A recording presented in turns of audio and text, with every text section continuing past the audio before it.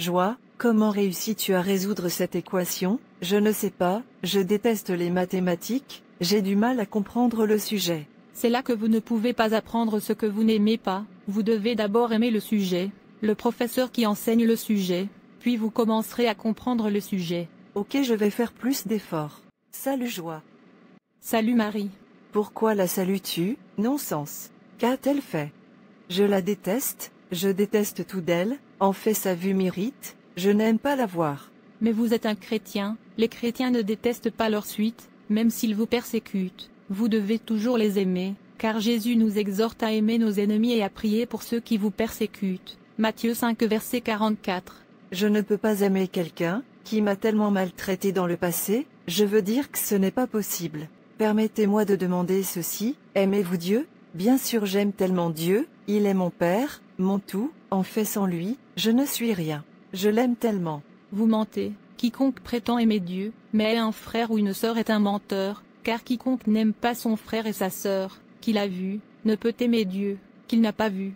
1 Jean 4 verset 20. Si vous aimez quelqu'un qui vous détestait, cela ne signifie pas que vous êtes un imbécile, c'est pour votre propre bien, cela fait de vous un vrai chrétien et vous donne accès à votre bénédiction. Ne savez-vous pas que la haine entrave la bénédiction? C'est pourquoi vous devez sentir votre cœur avec l'amour de Dieu, car Dieu est amour, quiconque le suit doit aimer, car la Bible dit dans 1 Jean 3 verset 15, quiconque est son frère est un meurtrier, et vous savez qu'aucun meurtrier n'a la vie éternelle demeurant dans lui.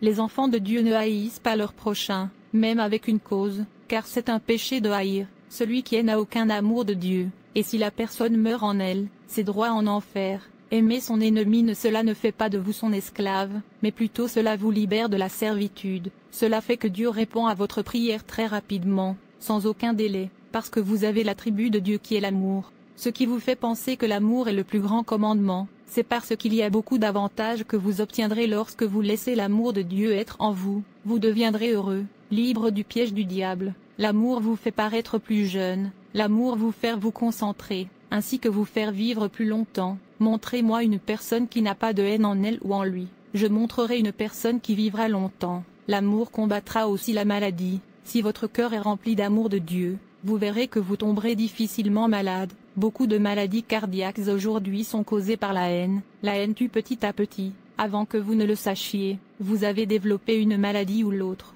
La haine entrave également notre percée. Si j'avais le don de prophétie, et si je comprenais tous les plans secrets de Dieu, et possédais toute la connaissance, et si j'avais une telle foi, que je pourrais déplacer des montagnes, mais n'aimais pas les autres, je ne serais rien.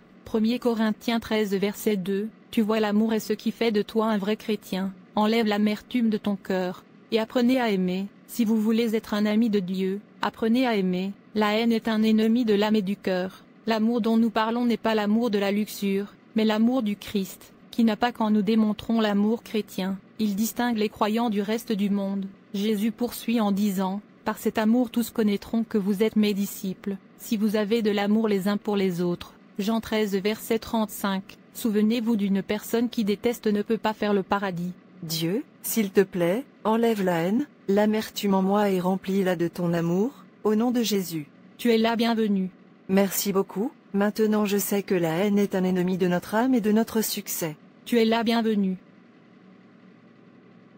Vivez-vous dans la haine, votre vie est-elle pleine d'amertume? Essayez de vous débarrasser de toute haine, dans votre vie afin que vous puissiez réussir. La haine tue les bénédictions de Dieu, vous ne devez pas haïr. Merci d'avoir regardé. Et n'hésitez pas à vous abonner, liker et partager. Dieu te bénisse. Et rappelez-vous, la crainte du Seigneur est le début de toutes les bonnes choses dans la vie.